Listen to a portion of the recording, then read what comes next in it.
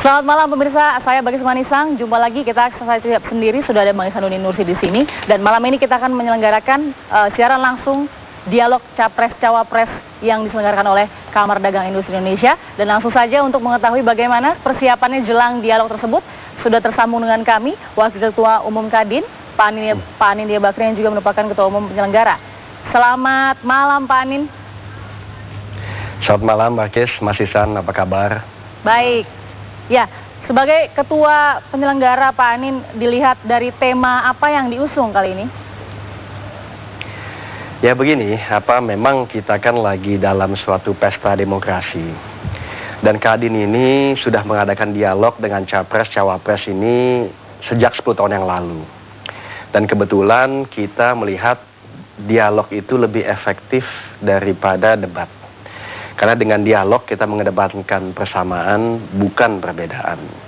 Jadi tujuan di sini ialah kita ingin mengerti bahwa apa yang ingin dicapai oleh Capres-Cawapres ini bisa sampai kepada Kadin dan konstituennya. Seperti asosiasi, himpunan, Kadin Provinsi, dan Foreign Chambers. Tapi pada hal yang bersamaan juga kami ingin menyampaikan pikiran dan juga harapan kepada Capres dan Cawapres ini. Dan yang terakhir juga, kenapa kita siarkan secara nasional di TV, karena memang penonton dan pemirsa di tanah air juga berhak untuk mengetahui apa sih tujuan daripada visi misi ekonomi ini. Karena akan sangat erat dengan kesejahteraan masyarakat. Ya, Pak Anin, begitu memilih tema, memilih pemimpin, membangun perekonomian yang mandiri, adil, dan berkelanjutan, lalu ini konsep dialognya nanti akan seperti apa? Konsep dialog mirip dengan 5 tahun yang lalu adalah bersifat town hall. Jadi kita tidak banyak bicara mengenai visi misi, bahkan langsung kepada tanya jawab. Apalagi acara ini per Capres-Cawapres adalah 1,5 jam. Dan 1,5 jam ini bukanlah waktu yang pendek. Sehingga kita ingin membuat bukan saja substansinya bisa penuh, tapi juga secara tayangan menarik buat semuanya. Banyak sekali Pak Anin isu dalam bidang ekonomi ini, tapi harapan dari Ketua Panitia Penyelenggara sendiri apa Pak Anin untuk objektif dari dialog ini keluarnya seperti apa dari dua pasangan? Ya kita pasti ujungnya menginginkan supaya perekonomian Indonesia yang lebih baik. Dimulai dengan industri yang kuat dan nantinya perdagangan yang surplus. Industri yang kuat tentunya industri yang bisa mensubstitusi import, mempunyai nilai tambah, dan juga padat karya. Perdagangan yang baik ialah yang bisa bersaing, surplus, dan ujungnya membawa devisa bagi Indonesia. Tapi yang paling penting adalah bagaimana Indonesia bisa berkembang berbarengan juga menciptakan pengusaha-pengusaha baru. Karena kuncinya bukan hanya berkembang, tapi berkembang bersama.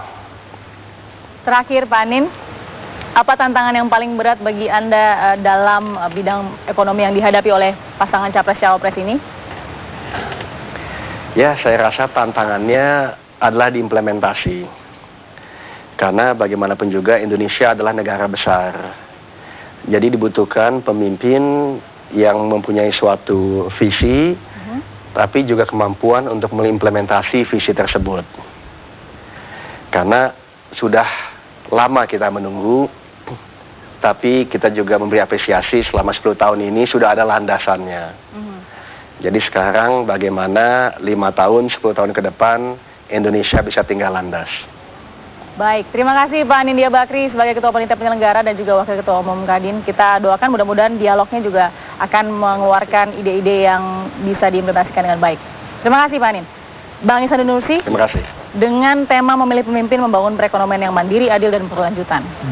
Ini semangatnya sudah sama dengan kondisi Indonesia saat ini?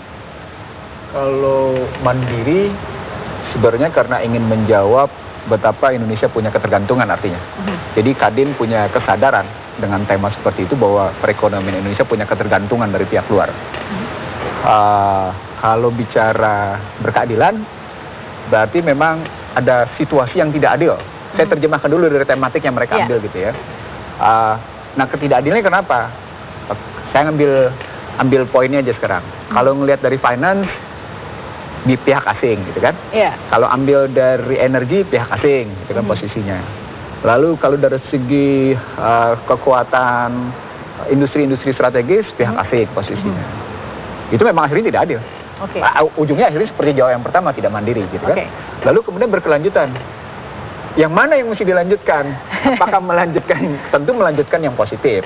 Kalau kita mandang yang melanjutkan yang positif, itu artinya apa yang pernah saya sampaikan di Mahkamah Konstitusi bahwa konsep undang-undang penanaman modal itu salah karena total padat modal dan akan menggeser habis-habisan padat karya, terbukti sekarang. Apa itu? Waktu undang-undang penanaman modal itu digagas, penyerapan lapangan kerja oleh sektor UMKM hanya 96,7%. Sekarang setelah undang-undang penanaman modal nomor 25 tahun 2007 diberlakukan, penyerapan lapangan kerja di UMKM menjadi 97,2, lebih gede dia. Mau lanjutin yang mana nih? Mau lanjutin UMKM yang seperti itu atau mau melanjutin yang itu mesti jelas dulu gitu konsepnya gitu maksud saya. Ini berkesinambungan juga dengan isu-isu yang sebenarnya diharapkan keluar nanti dalam dialog Capres-Cawapres nih, Bang Ihsanuddin. Mungkin salah satunya adalah keterbatasan lapangan pekerjaan, lalu kemudian tingginya harga kebutuhan pokok, lalu kemudian ada kemandirian pangan, energi, mineral, sama sektor-sektor strategis lain yang masih jadi PR dari ekonomi kita. Menarik. Yang pertama soal penyediaan lapangan kerja atau dalam bahasa APBN yang selalu diucap-ucap oleh mafia berita itu sebagai job creation. Job creation, ya. Job creation. Atau penciptaan lapangan kerja. Kalau APBN-nya berstatus demand side, seperti yang dilakukan sejak era SBY sampai dengan sekarang, demand side saja, maka memang APBN tidak akan punya kemampuan membuka lapangan kerja. Dan itu terbukti pada angka saya. Sejak yang namanya 2008 hingga 2014, sektor pertanian pertumbuhan itu merosot. Ini angka yang saya ambil dari angka pemerintah sendiri ya. 2014 di tengah situasi seperti sekarang itu pertumbuhan ekonomi di pertanian cuma 3,5 gitu. Kita lihat sedikit dulu Bang Ihsan sebelum kita sambung program ekonomi dari Prabowo Hatta, pendapatan per kapita 60 juta, pertumbuhan ekonomi 7%, 2 juta lapangan pekerjaan, kawasan ekonomi khusus hingga 3 miliar selama 7 tahun US dollar, lalu rasio penerimaan pajak sampai 16% terhadap PDB. Ini gimana nih kalau lihat dari kerangka ini? Kalau pendapatan per kapita 60 juta, sesungguhnya harus dilihat lagi pada posisi APBN-nya kayak gimana. Sampai seberapa besar APBN itu menyediakan membuka lapangan kerja. Artinya bukan lagi pada demand side, tapi harus betul-betul memberikan pasokan. Supply side-nya harus jelas. Sehingga memang 60 juta itu muncul. Kalau pertumbuhan ekonomi 7%, itu artinya kita membuka, itu berhubungan dengan tax ratio. Tax ratio. Nah, tax ratio-nya yang mesti dilihat oleh para capres ini, di era SBY ada perjanjian dengan Bank Dunia yang disebut dengan program Indonesian for Tax Reform, yang isinya bicara tentang berapa sesungguhnya tax ratio bisa meningkat, karena di dalamnya soal macam-macam.